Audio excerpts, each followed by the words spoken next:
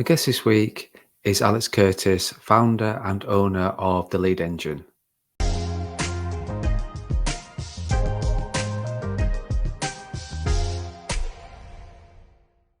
Welcome to the Mortgage Broker Broadcast with me, Craig Skelton. Join me every week while we're developing your knowledge to help you build a successful mortgage broker business. My guest this week is Alex Curtis, owner and founder of The Lead Engine, and we're going to be getting back to basics on digital marketing and focusing really on lead generation. So welcome to the podcast, Alex. How are you? I'm all right, mate. Yeah, really good. Thank you. Thanks for having me on. Good. No. Thank you. The digital marketing podcasting legend that you are. I appreciate you taking time out to be on the Mortgage Broker Broadcast podcast. So I really do appreciate that, and I'm loving the sort of the growth on the twirl on the tash and the beard going on at the moment. Yeah, I would love to say that is intentional. You're not the only person to say that. The other person to say that was part of the Open Work network. So I don't know if you guys have got something. No, do you know what? Before lockdown, I used to have a barber that actually worked on the beard. It's just grown, and I haven't. Growth. Yeah, that is just, and it's just somehow. I do feel like I'm in, I don't know what, the 40s or something like that, or like proper Yeah. vintage. Might I'm keep just it. waiting for you to. I think if you've got like a trailing scarf behind your back and a set of goggles on, then Yeah, and basically. you've just got out of your Spitfire. I think it's sort of like that kind of sort Yeah, of that's literally it. image going on, sort of thing. That is So yeah. So I will stop commenting on your personal. It's not the way to introduce you onto a podcast and commenting on your. It was just a conversational thing with regards to the beard in your image, shall we say. So thank you very much. For those people that are sort of very rude and don't know who you are and your sort of bit of background, do you want to just explain who is Alex Curtis and a little bit about the Lead Engine? Yeah, no, absolutely. We've worked in financial services marketing for like forever, really. So essentially, I started when I was at uni. Actually did my degree in film production. Started working with an agency like part time when I was there, and we worked with just like local businesses. We started doing some stuff with some mortgage brokers, financial, just doing their website and bits and pieces. And then worked for an agency. We did some work with a payday loan lender. We helped them launch their online pawnbroker, and started working with the FCA that way. And that kind of just led me into, when I left them and did my own thing, doing consultancy for digital marketing, just seemed to pick up financial services businesses like pensions, and was working in a company that did the annuity comparisons and things like that before the pension changes. I can't remember what year it was, but then I just kind of got stuck. Not stuck because I love it, but I just fell into the financial services marketing world, and sort of just that's all we do now. And then to our agency, the Lead Engine, we just work with financial advice firms on helping them generate as many leads as possible rather than buying them in. So we work on their like websites and everything to get people coming to them and cutting out that middleman that's putting a margin on a lead, if you like. Yeah, which we see we do. We all sort of see those firms and stuff like that, and I have the sort of same. We it's no surprise we do work together. You do work. We are a client of yours, and you do sort of great stuff in terms of the website and everything that you do with like every aspect of our marketing, be it website or pay, like actual print and things like that. So I think it goes back to your point there is that there's more and more advisors now realizing that it's about their brand and building their own brand rather than somebody else's by buying leads. And that's technically all that you're doing is you're feeding another website to be top of Google or having the Google ads out there or doing whatever they're doing Mhm. to them. You're just feeding that machine because you're buying that lead, you're feeding that machine, aren't you, rather than feeding your own. Yeah, no, absolutely, absolutely. And it's kind of like, I don't think enough people. So I wouldn't recommend buying leads, and we're obviously dead against it. And we're set up to be a complete alternative. But if you are, and if you do, just follow that journey. If someone's offering to sell leads, it sounds like a great deal, you want to try it, just put yourself in your prospect's shoes and look at their website and just see whether they are like trying to trick someone in, because a lot of them do like these fake calculators and stuff. Just don't be part of that machine. Don't be part of the machine where people are being misled, because Right. it's at the end of the day, they've gone through some, if they've gone some website saying, oh, get a mortgage quote or an equity release quote online, and it isn't online, they're selling the phone number to you. You are definitely part of the problem if you're buying them, I think. So I don't think enough people look at what happens of how those leads are generated. And I think there's no better pillow at night than a clear conscience. If you're happy that that is um, not tricking anyone, or it's not, it does what it says on the tin, then I think that's fine. And if that is profitable and it works for you, the lead generator, and the person that wants your advice, and that is all, a nice journey and no one's being tricked or anything, then I'm cool with it. But it's the ones where it's not good that I'm not a fan of, if that Basically, makes what you're sense. saying is it's okay, but just do a bit of research before, just to Yeah. understand the Yeah. customer's journey and the experience before you pick up the phone and say, "Hi, it's so and so from so and Yeah. so," and Yeah. then Yeah. you get the put the phone Yeah. down or whatever. Or if you do manage to speak to them, then an ideal. So, Yeah, right, absolutely. right, Absolutely. right. But it is more profitable to be on Google when someone searches for a mortgage broker, and you don't have to pay anything for the click, and they come to your website and they want to speak to you specifically and no one else. I mean, there's a much better alternative, but it's one of those things that there's cowboys in our industry, and it's really confusing in our industry. So I can see why people do buy leads, I definitely, think, because yeah, it's more effort to do it yourself, isn't it? it is. I think, like you said, I think it can be sometimes down to the false promises again that these people make in terms of, because there are lots of people like we get, like I'd say a dozen emails a day, generally overnight, and I hear them in the morning saying we can get you ranked Google, like first on Google and things like that, and you've got no relationship with them, there's no trust there, there's no nothing. So there's a lot of firms out there that do overpromise and underdeliver, shall we say. There's a lot of Yeah. firms out there because at the end of the day they're selling their business, they're selling what they do and how they work. So I get that. I think that's the big thing. There's a lot of over promising and under delivering with that. And I think what Mhm. sort of interesting things like that you do, like in terms of firms that you work with, whether that's sort of like, well, we'll talk a little bit more about it, but like in terms of the firms you actually work with, you ask them, you get them to make calls to have a chat with people that work with you already, who are already clients. So what better way to understand the core values of that business and how they work than talking to their clients, which you're not going to be able to do that with a lead generation site or anything like that. You're not going to be able Yeah. to have that conversation. Whereas with the likes of yourself, like you do promote the fact that if you want to work with us, then that's to speak to our clients and see what we do for them, kind of thing, which is, there's no better way to do it. Like that's, you are, rather than actually getting, can you get reviews yourself? I don't know if you can actually get that Oh, as a well, business. Can you collect reviews? yeah, Do you so do we that? can. Well, the thing is, right, now that people know that we work together, I will get a lot of grief. It's like, why is Craig on page one and I'm not? So we don't normally get reviews.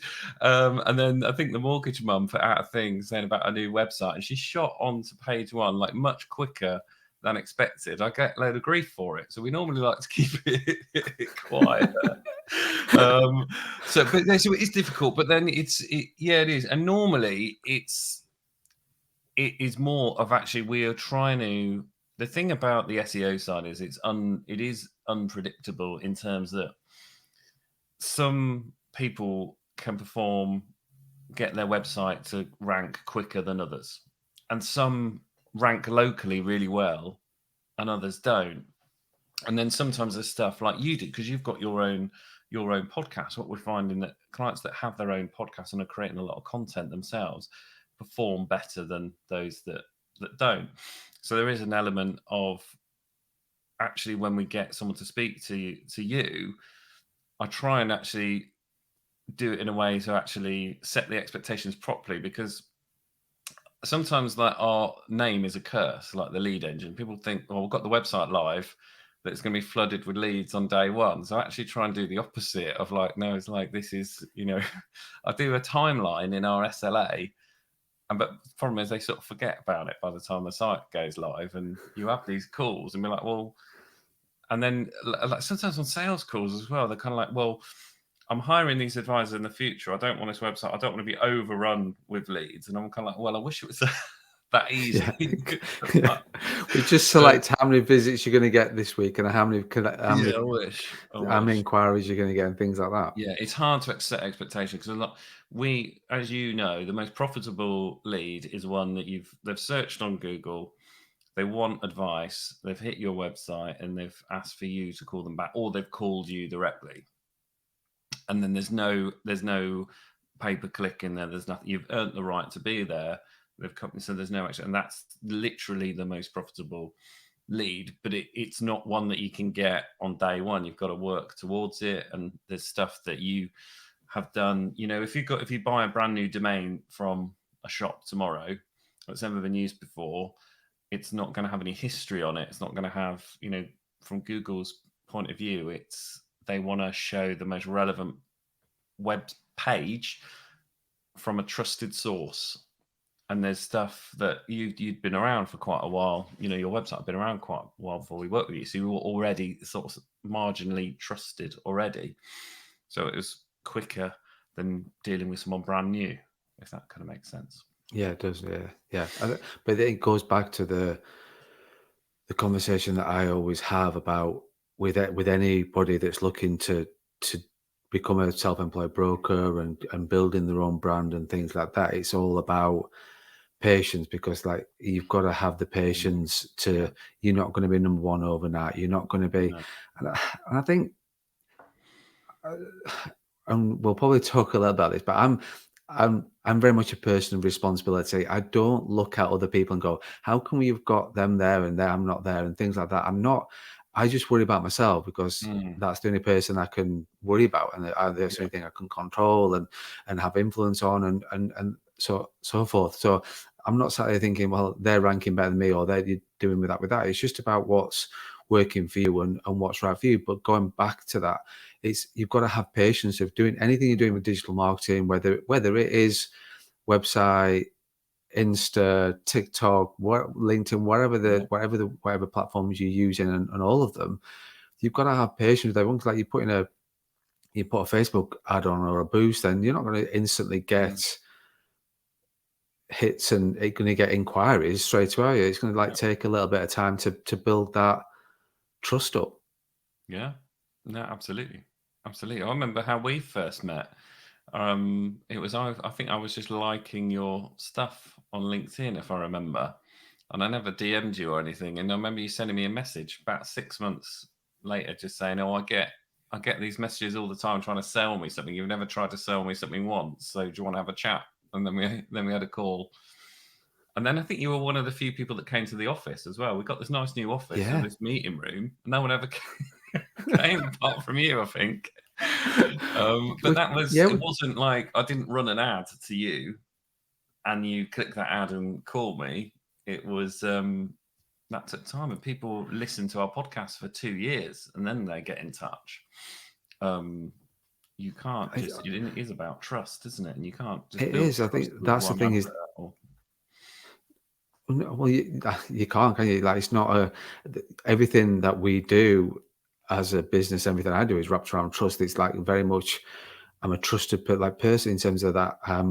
I trust people until people give me a reason not to trust them. Excuse me. So I'm more on that way of thinking rather than some people are more of I'll not trust you, and you've got to prove to me that you can be trusted, kind of thing. Which is a like I say when you're looking at things like mortgages and getting leads and things like that, they've got to see you and build that trust up with you over a period of time because they're not going to ramming down the throat of the 95% deals that this is the best deal and this is the best deal and this is the rate. Yes, you might get the odd one, but you're not building any. Everybody's doing that. Everybody's doing the same thing. There's no trust built up on that around that, is there? no, no. I think sometimes with mortgages, slightly different from what we do because people always need financial advice firms always need leads, always want leads, whereas a mortgage is something that's maybe they need to do once for a certain there's a window, isn't there, of needing Yeah. it. But if you've got stuff they can binge on, like a YouTube channel or a podcast or something, because I would say to, I think I probably said to you and other people that have got a mortgage podcast, and you're probably not going to build up subscribers. You'll probably get bingers they'll need want to speak to a broker, and they'll literally listen to your episodes back to back, and then you've built that up over a lot of trust over a small amount of time because you've got so much content for them to get to know you.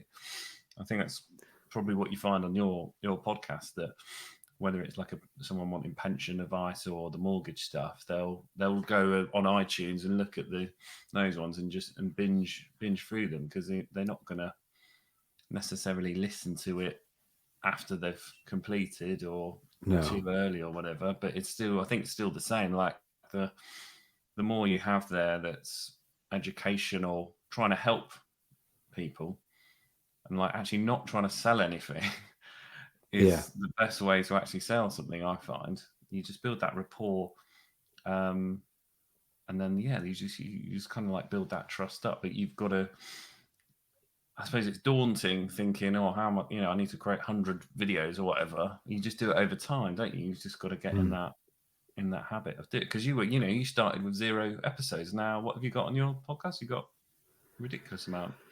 50, nothing like yours. I think I was just looking at yours. I think in 161 yours is that now. So Yeah. I've got quite a way to catch up. But on the mortgages, money and more, I think we just done episode 50. So I think we're sort of 51, 52 now. So just been running over a year. So, but yeah, I think it's funny you say that, because I think like the reason I do a podcast, you've got a helping hand along with that, because we started to work together, and I think I was a guest on your podcast, and so was Mark Thompson on the equity release stuff. He was a guest on your podcast. Lisa was on the remortgage stuff as well. So I think it's your fault, Alex, that I'm doing this now, like this one, and then I've got 2 podcasts going on, the rest of it. But if you'd have said to me, like, sort of over 12 months ago, "Oh, you're going to have a podcast channel?" Like, well, no, I ain't got time for that. Why would I want to be doing that? But I think it's absolutely right. You're just building up about who you are and the brand, and gaining that trust, because you tend to find that I am, to be fair, I am shocked, and that I have a conversation with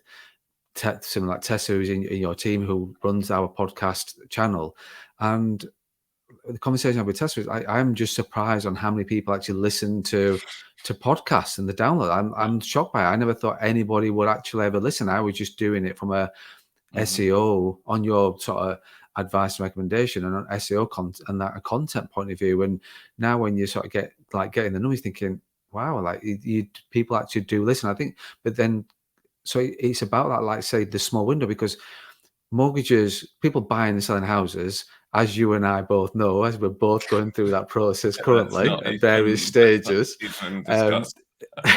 which we're not going to talk about. It's a stressful thing. So once you've done it, the last thing you want to do is, when you moved in that house, is think, I want to listen to a podcast about mortgages now. Or you're never going to do that. It's going to be, my deal's coming up in 18 months time or whatever the case may be, and I might start to pick stuff up from that. So it's just about getting the content out there, which will help. But going back to my point was about taking people out of the comfort zone. I think that's something that I try and do particularly with brand and marketing, like digital marketing, is trying to get people out of the comfort zone of doing videos, doing the YouTube stuff, being on a podcast, doing whatever it can do, because it's always I always sort of talk about, you get that sort of circle. I'm not going to go into too much technical detail, but as a mortgage broker, like 4.5 years ago, my understanding of running a mortgage broker firm and like that was pretty minimal. I didn't know, I got an idea, but I didn't know what I was doing. And slowly but surely, like, you build that circle, and then you've sort of like, right, I know what I'm doing now, and that circle's built. And then I need to step out of that circle now and move it to the next level and level. And that's, you've got to continually do that as a mortgage broker, because the world of mortgage broking is adapting and changing with the way the world and society and stuff like that. So you've then got to, like, I talked about that with the quite a few brokers recently. Okay, well, you've got a comfort zone now of being a mortgage broker. You've been doing a mortgage broker now for 2 years, 18 months, however it is. You feel comfortable doing that. Well, now is the time to step out of that comfort zone and think, right, what can I do? Is it a TikTok video? Is it a show on LinkedIn? Is it a YouTube channel, or just doing videos and things like that? Because it's then you're then growing your own sort of knowledge and keeping it fresh, and not just getting sort of bogged down with the day-to-day mortgage broking, which is fine because that makes you money and that's what you do. But then sometimes it's difficult to think, oh, I just haven't got the time. I don't know what to do content-wise and things like that. But when you actually I think once you've done it once, you just can't stop then. I think that's what the funny thing that I find is, once you've got out of it doing one thing, oh yeah, we need to do another podcast, and we need to do another Yeah. video. Is that the same for the firms and the brokers that you work with? Yeah, it's funny. Some of them don't want to do it, and then you probably get Tessa on to talk about the when someone has been really hesitant to do it, and then how they feel after they've done their first one. And then That's what a I'll good do, idea. I'll come right back to the beginning where you were saying about when we did the podcast with you originally, and you were thinking, "Oh, no one's going to listen to a podcast," and you were surprised by the numbers. The thing, the way I think people think of a podcast is that people go to iTunes or Spotify and listen. But and then also nobody goes to your website thinking, "Oh, I'm looking for a podcast." They go in. So if we take the one we did with Mark was, I think it was an equity release one. It was like they've got an interest only mortgage expiring, and they don't know what to do. And I think I remember him saying as well, like some people didn't realize they weren't paying off like the equity, right? So Yeah. you've got someone who has got their interest only mortgage expiring. So they've gone onto Google and they've searched interest only mortgage expiring options, or my interest only mortgage is expiring. What can I do? Something like that. And then they've found on Google a answer to that, and it's, let's say it's CS Retirement Solutions or CS Mortgage Solutions, whatever, and it's got a page talking about interest only mortgage expiring, and it just happens to have a podcast player at the top, and it's a 10-minute audio clip. And then there's a whole load of content, because you need a whole load of content to rank, and it's much easier as a human to stick your headphones in and listen to 10 minutes than read it, because a lot of people can't be bothered. They'll skim it or whatever they may be. Some people skim it, some people read it. But if I just got a letter from NatWest, there are other banks are available, saying, "Oh, you've got to pay 40 grand next week." Not that they would, but you've got 40 grand to pay off. Your interest only mortgage expired. We're going to take your house, whatever. I think I'd probably commit 10 minutes to listen to an audio clip of someone telling me what my options are. So that's what I mean about people not like subscribing. And then also, it's not just one person searching for interest only mortgage expiring, it's thousands every month. If you can rank for the solution to a problem, and the great thing about mortgages, there's so many ridiculous, like people search teacher mortgages, they search police mortgages, they search non-standard construction mortgages, they search Japanese knotweed mortgages. There's so much stuff that people search, and there's 7.5 million searches on Google every month, like around mortgages. What? Yeah, it's ridiculous. Wow. Yeah. So Wow. it's one every 3 seconds, something like that. Or I've got the stats somewhere, and there are 300,000 different things that they search for. So you've got 7 million searches and 300,000 different things that they search for.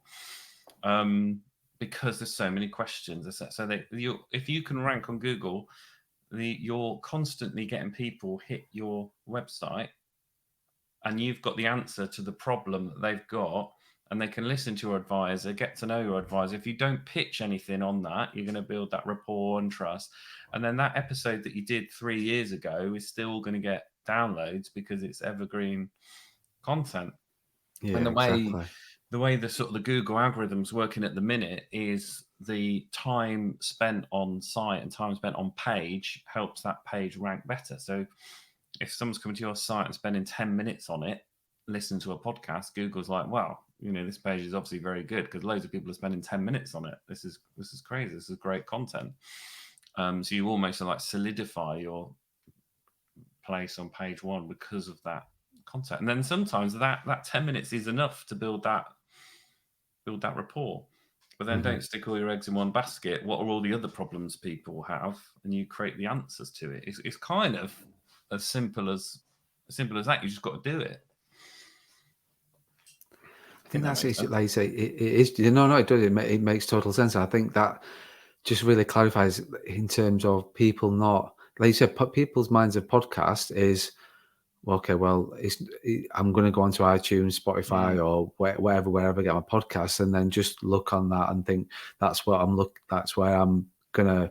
I mm, just listen to that one. Listen to that one. It's not. It's about, like you say, it's about the Google and how that helps with rankings and everything else. So you've got to see the bigger picture with it, not just the actual, "Oh, I've got to record a podcast," and yeah. that's what I'm looking to And do. So, yeah, and that's a you good can, idea about Tessa. I never thought about the yeah. asking Tessa to go onto the podcast, and because obviously she is the podcast expert as well. So Yeah, she yeah, is. and she's got her own podcast as well, hasn't she? So I know we she's can into country and western music, so yeah, which is yeah, it's all about that sort of jazz. Yeah. yeah, Which yeah, is it is with good. But yeah, I think when you get your head around that concept that whether it's a podcast or a video, it's Q&A, whatever it is, it's your helping provide the answer to a problem that people have got. I th- and Simple as that simple as going back to that, that's testament in terms of how you and I got to work together. And it was around that sort of just Q&A. That's all it was. There was no pitching or anything like that, because mm, people don't want to be sold to. And it's the same with clients for mortgages. They just want to know the answers and yeah, knowing what sort of, if they get that answer from somebody locally that's got it doesn't, like, I'm sort of big believer in the video stuff. I'm big believer in mm, yeah, the sort of the quick. I did, like, I was with a few advisors the other day, and they were sort of saying, "Oh, we just struggle. What do we talk about on a video? What do we talk about?" And I just sat there away from the meeting before the meeting, and I just sat there and thought, right, let me just think about what a mortgage broker could talk about, how many different topics a mortgage broker could talk about for a minute, 2 minutes tops on and just doing a video. I, I came up with 100. Like, I think I mm, stopped after 100. I think I got to 100. I thought I think I've got enough there, because if I do one a week, I've got 2 years worth of content right there. So it's like, I think there's plenty enough to go to have to be going on that. But I think people, like I say, it just helps with everything that they do around the whole building trust and building rapport and stuff like that. So yeah, yeah. we've gone straight into the podcast, and we've covered loads of things already without even sort of doing any, like, we talked about an agenda and what we're going to talk about and stuff like that, but we've just gone straight in, which is fine, absolutely fine. It So, like, works. Yeah, that's what I'm used to. I think people listen to ours and they have no idea what's going on. I just start talking nonsense. well, I think that's the beauty, what I like about your podcast, because is, and we haven't come on this podcast to give it a plug, but I do listen to the Advisors Assemble. I do listen to it every single week, and whether that's, and it's not, I don't go onto Google and search equity release leads and your podcast Mm, comes up. I just subscribe to your podcast and listen to it. But I think like you say, that's a great source of information. Again, that you're not selling. You and Tom are great on there, but it's very relaxed, informal, very friendly. I can hear you tapping away on your keyboard, searching Google as you're talking to each yeah, other, yeah, and it's just absolutely brilliant. It just reminds me a little bit of the. I do some podcasts sometimes with Jason Murgatroyd in the firm, so the Mortgage yeah. is Money and More podcast. Jason and I do, and some people have liked that to the. Now I'm going to get this totally wrong, but the two fishermen talk. So it's Bob Mortimer and the other guy who I Vic can't Bruce. remember. Pardon? Is it Oh Vic no, Bruce? it was the guy who was with Bob. They're fishing anyway. So the two guys are fishing, and they're just talking absolute nonsense or whatever comes in their head, and that's what. But, like, the thing is, the beauty of that is that when I'm sat in the car listening to your podcast or driving or whatever I'm doing, and then listen to it, I just feel as though I'm part of that conversation, and just feel very. I'm not being sold to. It's Mm, very, like, you clearly know what you're doing, and then it's but it's raw at the same time in terms of, like, you can do this. And I've learned so much about sort of the branding and stuff like that over I listen to the podcast every single week, and this week equity release leads, we do equity release a firm. Equity release leads is something we generate and we want to be doing, and so like things like you're talking about makes total sense. It's sort of, and it does generally, contrary to people's comments, it is generally quite good every single week. Generally quite good. That's about as good. Can I put that on a review? 5-star Google. Yeah, it's generally quite good. Generally quite good. If Yeah, you would, there's that'd be some ones I'd kind of miss, but generally it's quite good. Yeah. I think as far as I can say, yeah, I think that's quite a compliment from my point of view. That good. Alex, I think it's sort of like, I think that's quite a good. I appreciate that, because that sort of thing. It's still a 5-star. I'm not going to go out there and go, it's generally quite good and give you a 4-star and then get down the rankings like we get from time to time. The advice was amazing. Blah blah. They did everything. 4 stars. Like, 4 stars, what? yeah. Why would you do that? Didn't get me £1 million mortgage, so wouldn't get a 5.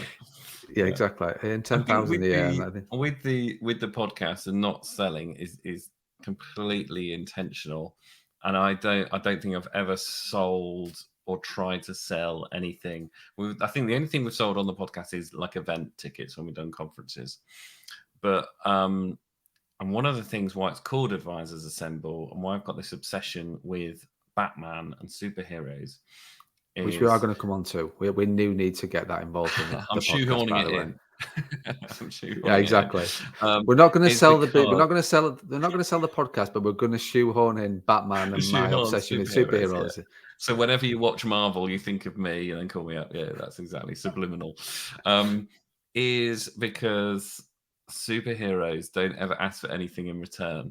And then there's Batman Begins. I watched that for the millionth time at the right time, because there was so many things in there that made so much sense for me. And that one, it's right at the end. And Commissioner Gordon says to Batman, he says, I never said thank you. And he says, you'll never have to. And he's like, he doesn't do it for any other reason than to help people. And if you can do that, the minute you start putting content out there and thinking, oh, I'm going to say this because it'll get me more, or I'll get more sales, or you start thinking about you, it just doesn't work. I think there's the stuff going on in your brain that you can't control. If you do things for the wrong intentions, it will come across in the wrong way. I think you have to, and we have to do the podcast, and like you doing yours and people creating their content. If they do it from a place where, if I can help someone, whether I never speak to them, if someone's listened to our podcast and then has grown their firm like ridiculously, that doesn't have to work again, sold it for X million from stuff they've learned from us, and I've never spoke to them, then that's amazing. I'm quite happy with that. If I start thinking, oh, I'm doing this podcast because I want to get as many leads as possible, it will start getting a bit salesy, and we'll start saying stuff to try and get people to call, and people will just start cringing, I think. I think you've got to, with that content, whether you do podcasts, YouTube, or whatever, I just think, don't put like a jazzy intro on the front with your logo because you want to. And that's about you. It's not about go straight into the content because that's what the person's looking for. I think you've always got to think about your prospects and what they want, and what you want is irrelevant, but you have to have faith that does work. So it's kind of doesn't make any sense. It sounds really naive, but if you do that, then that's what makes people pick up the phone, I believe. Yeah, no, I totally agree with you. I think you can hear that there's certain things where you can see people start off with the right intentions of, oh yeah, I'm giving information, but then when the leads don't come in, they quickly then start thinking, right, we're getting no leads, so I'm going to still do the same, but I'm going to add this bit at the end, and then I'm going to start with this now, and then I'm going to do this and this and this. So then you're absolutely right. It is about the information more than anything else, and just not staying away from that. Yeah. When I run ads for us as well, I advertise our podcast content. I don't advertise that you could get to the top of Google for this. It's like I'm advertising how you can do it yourself. And if you want to ring me, that's fine. I always advertise that content. And then if that means that someone will call me in 3 years' time, then fine. It sounds ridiculous. When I say it out loud, I think people must think you're an idiot, mate. You are it. But it just works. It works. But No, it it is does. like absolute leap of faith, though. It is a funny thing to be able to get your head around. It is, I think, but once you've got your head around it, it's sort of like one of the there's two things that like 2 points that like one is that I've got when I had an advisor, she first started out, she was an experienced advisor, started to put on social media. And she said, I'm getting loads of questions, people asking me loads of things, but I'm not getting any sign-ups on it. They've not got a mortgage need right now. When that's fantastic. Well done, like well done. That is absolutely brilliant. They're actually reaching out to you as the mortgage expert. You're answering the questions because then when they need that mortgage Mm, in a year, 6 months, 2 years, 5 years time, you're going to be the people that you're going to be the person that they remember, and that yeah. because you've helped them out, and they're more likely to pick the phone up to you to speak to you because you've answered the questions. It's like it's the same as that sort of thing is because I do totally agree with you because like things like, and this podcast is not about plugging, but I run up like my a YouTube channel. I've got shorts on there about helping like all the questions that mortgage brokers generally ask. I like work with a lot of inexperienced advisors and help them talk to them. And even if they're not part of the firm, I still sort of help and talk to them. And so I'd release loads of like videos of just little Mm, snippets of things, of questions they would generally ask. And so I get comments from that. Like they haven't come to work with the firm. They haven't sort of come to work with me or anything like that. But they've messaged me, took the time to message me and saying, thanks, Craig. I was worried about going self-employed. If I'm moving from employed to self-employed. mhm, You've answered all my questions. Really appreciate it. Keep doing what you're doing. mm, And that for me, that's not about the getting somebody else into the firm or getting somebody else to work with. That puts a smile on my face because actually it's a good thing. Like that's mm, good. That is good because yeah. they'll remember you. And if it doesn't work out with that firm, and if they do something and think, do you know what, I am going to do this, and I think actually I would want to speak to Craig, and I could work with Craig, then that might never happen, but it could happen in the future. Well, that's great if you've got all these people, all these customers, and like out there from an advice like a broker point of view, where you've spoken to all these people, and all these people are out there in wherever, and they know who you are, and you've answered Mhm, questions, and then they're down the pub or they're talking to friends, and they're sort of saying, "Oh, I'm struggling with my mortgage broker. They're not getting back to me." And they're like, "Oh, this one on. Have you not seen that one on yeah. Facebook? Give like oh, this is it here. This one here. Like yeah, this one." Mm, And that's the thing is that's what you're trying to build, not just a quick hit of, "I'm not getting any leads. I'm not that." So I totally agree with that, Alex, mhm. on that. That's you've got to try and, which is very difficult, like you said, you've got to try and have that sort of mentality and outlook, really. Yeah. And then I think the irony is sometimes it will get quick ones as well. You will, by doing that, not trying to get quick ones. Well, sometimes because some people do have that immediate need, or someone like a broker's messed them around, or the bank have messed them around, or they can't get the appointment with the bank, and they'll, like I said earlier about that binging that content, they'll go in, they'll binge it. You've like really helped them, made them feel comfortable, and you're the one they want to speak to, so you can get those quick ones. But if you try to get the quick ones, you won't. If it doesn't kind of make sense, or you won't get as many or as many good ones that really value your advice. You'll get those rate hunters that only see you as a computer. I think most people, most brokers would have thought listening will want the people that value their advice and want to pay a broker fee, not the ones that just come into you just for a rate. Because otherwise, they might as well use compare the market or an Yeah, online thing or something. yeah, definitely. And I think that's it. We all brokers can relate to the fact that when excuse me, we get client like calls coming in, and it's like, well, how much you charge? Okay, would you want me to explain what I do and how I'm going to do it first of all, or well, no, I just want to know how much you charge. It's like, well, just walk away from that. Like, thank you very Yeah, much, but yeah, I'm not the most expensive. I'm not doing it for free. I'm not the cheapest. So if all you're bothered about is you're not bothered about the service and everything else, and anything else I'm going to do for you, then fine. I can recommend these other mm, ones that don't maybe won't deliver the same service and make it personal and things like that. That maybe won't charge you as much because I think, and sometimes with those people, you speak to any experienced broker, those are the people who are the worst ones. When they just sort of go, oh, do you know what? I need some business right now. I'll do it for free, or I might do it for 99 yeah, quid or whatever. They are the worst clients that ring you all the time, they're never happy with the service, will never give you a five-star service because nothing is ever good enough unless you was living with them 24/7 working on their case. That's no that is not enough kind of thing. So it's about like I say, building your own brand and who you are and generating your own leads. Somebody that's coming to you, when you're talking about a fee, the fees are relevant because they know who you are, they know what service you can provide, they do trust you, Mm, and then you're there's no real haggling or negotiating over the fee because, well, that's not what it's about. It's mm, about the service you can provide, and then knowing that somebody in this world who's going to help and guide you through one of the most stressful things you'll ever do in your life, and probably very few times in your life. Well, why wouldn't you want, for the sake of a few £100 in the process, why would you not want to be working with somebody that specializes in these sorts of things? That's exactly what you would want to alleviate some of the stress and hold your hand through the whole process.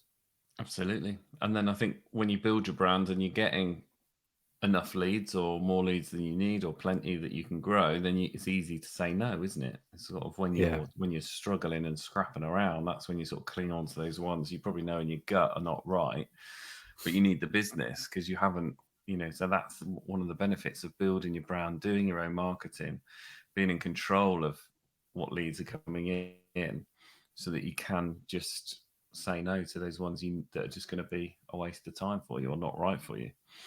Yeah, definitely. Or just put your fee up, and Yeah, yeah, that's yeah. why. $9 million and Yeah. 400% of the house price is my fee. Yeah. But that's what a lot of I know quite a few trade people, and that's what they tend to do. I didn't want the job, so I doubled my fee, and I Yeah, still got the job. Like, yeah. and why are you complaining? Why- It wasn't so worth double. Yeah, yeah. But that's the thing is like it's the same thing. It's like mortgage brokers, the money they like the housing market is good. Brokers are busy. There are new brokers coming into it that are desperate to get business and stuff like that. So there is a fees is always something that does come up. But like I say, if you've generated the leads yourself, then it's definitely yeah, you're more likely to win it than not win it. And it does convert better. Like without a doubt, a self-generated lead will always convert better and mm, pay more broker fee than it would if you bought it in and done it that way. Definitely, because like I said, they're just bothered about the rate. That's all they're bothered about. exactly. Alex, we've sort of gone on for I listen to your podcast and I'm like thinking now, you always end the podcast going, Tom, we've been going on about this for 40 odd minutes. And Yeah. I think it is exactly that. We've been going on now sort of for just short of 4 minutes about lead generation. And to be fair, Alex, I really do appreciate your time. And it was exactly what I expected because we planned it. We were going to talk about lead generation. We're going to talk about various things. And instantly within the first sentence, we've gone off point, but very relevant to what mortgage brokers are thinking, where their heads at. And we've talked a lot Yeah, about good.